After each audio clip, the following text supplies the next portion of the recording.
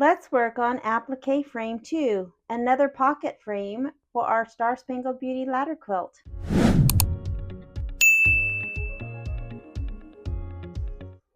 The Applique Frame 2 is on page 29. All of the fabric has been backed with fusible interfacing, and I have the batting. This is another frame pocket, and so I will be using the clear vinyl as well as some of the blue ribbon. So let's work on the Applique Frame 2. I will go to Embroidery and to my USB, and I need to bring in the background quilting, so I will open the quilting bundle and the stars 11 block by block, and I need the 6 by 8 design, and I'll hit set and go to add, back to the USB and to my embroidery files folder, and I need the applique frame. You can see this is the short square one that we did, and now I need the one next to it that's the larger rectangle, and I will hit set and embroidery. Now I am in the 8 by 12 on my machine. I do have the 7 by 12 on my machine, and so I am going to move this design. I'm going to go to layout and move. I will move it all the way to the left. Again, that's just to compensate for the fact that my hoop is a little bit smaller that I have on my machine. And then I'm going to move it all the way down because I have my strip of muslin all the way to the back. So I will move it all the way down to save on my stabilizer, and I will select OK, and then I will go to the minus plus needle. So let's start this with the batting placement.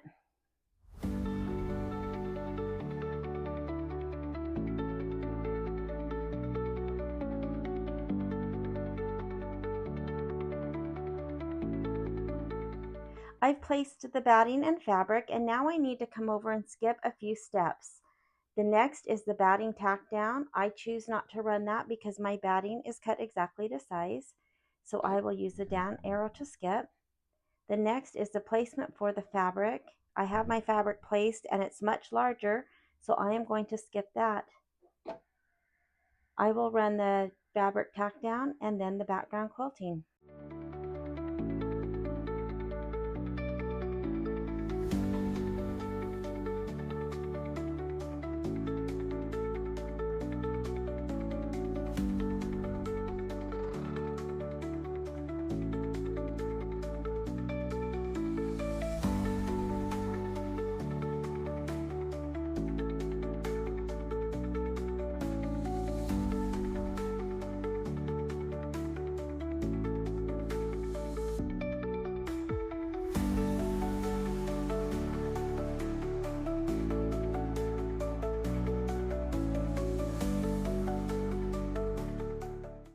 So I finished the satin outline and ran the placement for the clear vinyl, and it's hard to see, but the placement starts right here, and we're going to do the same thing with our vinyl that we did with the small pocket.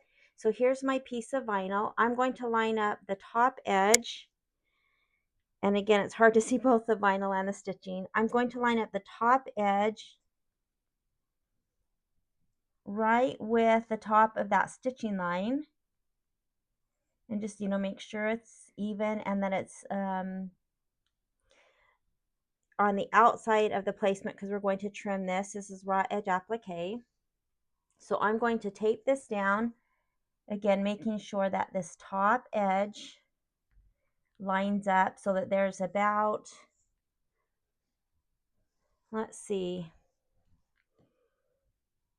it's about a half of an inch to the top of the satin stitching before the vinyl starts. So let me get this taped down.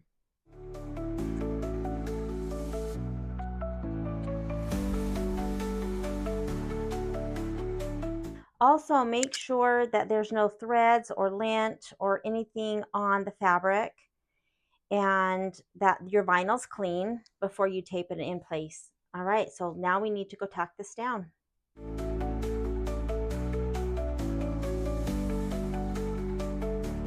So the next step is to trim the vinyl, and I am going to wait to trim this until this is completely done and out of the hoop.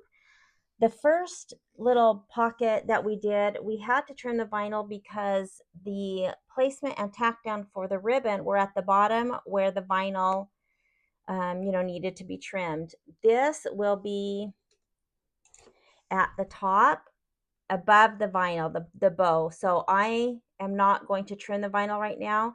Again, I always like to do raw edge applique trimming, if at all possible, once it's out of the hoop. I just feel like it's easier and I get better results.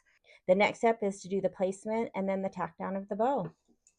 So this little square is the placement for the ribbon, and you can see, of course, that it doesn't interfere with the pocket because, of course, we have to be able to slip a picture or something into this. So now I need to just take my ribbon. I've just folded in half to get the half mark, and I'm just going to place that evenly over that little mark. Just kind of make sure it's centered as good as I can. It doesn't have to be perfect. And then I'm just going to tape this. Now, I use medical paper tape, and so I don't like to stick this at all, if possible, to the vinyl that's going to stay. Now, I'm sticking it to the side where it's going to be cut off. Sometimes it leaves a residue. I've always been able to get that off, however, but sometimes it's just, one more step. So I'm going to tape it way out here. You could tape it closer in. And now let's tack this down.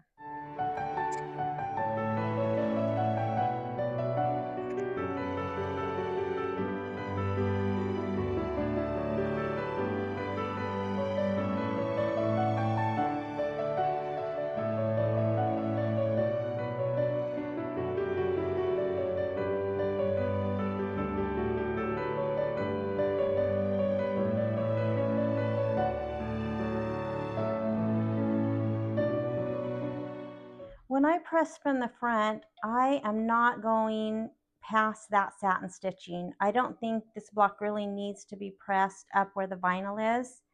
And so I am just running my iron along the outside edges. And again, you've got to be very careful with that vinyl. I'm just ironing the blue fabric so I can have it nice and ironed when I cut it. If you will not be using the orange pop rulers to cut, you would probably want to leave your basting in so that you can use that as a guide. But remember, always measure, because those are not trimming lines, and you need to measure to make sure you're cutting it the correct size, just because sometimes the quilting will skew those in and then they won't be quite so accurate. So I am going to use my orange pop ruler. I need to make sure that this ribbon, is not laying any sort of way out. So I'm just going to fold it and flip it over. Again, I did take out the muslin from my seam allowance because this was a background quilting that did not go into the seam allowance. And so I am just going to take my ruler and just center it so that I have equal amounts from the batting.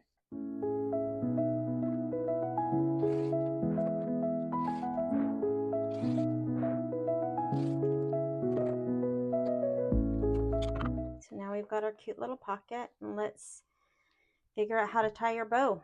I think I'm going to try the same way and first tie a little knot. That seemed to work good for the other one.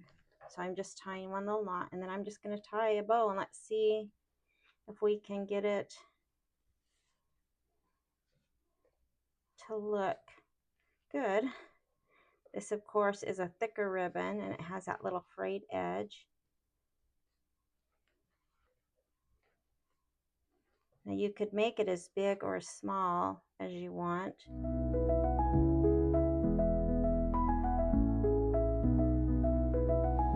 So now there's are like this with the two tails coming down. Again, that's super cute. I really like when the tails are opposite and they go up, but you can do anything that you like.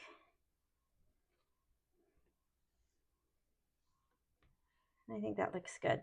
So I'm going to cut at an angle again with the outside facing this way.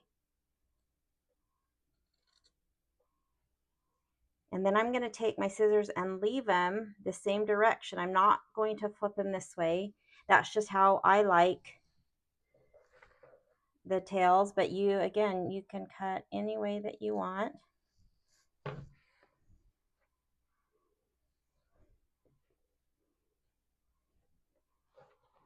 That's super cute. And then you've got your little pocket to put a picture in. I love it. I will, when my quilt's done, I'll probably pull this up, but I don't want to really do that right now because I still have to sew this block to something. So for now, I'm just going to leave that tucked down and make sure it's out of the way. Along with this ribbon, you don't want it to flip up when we're sewing. So for now, I'm just going to kind of flatten it and put it aside till we're ready, but that's super cute.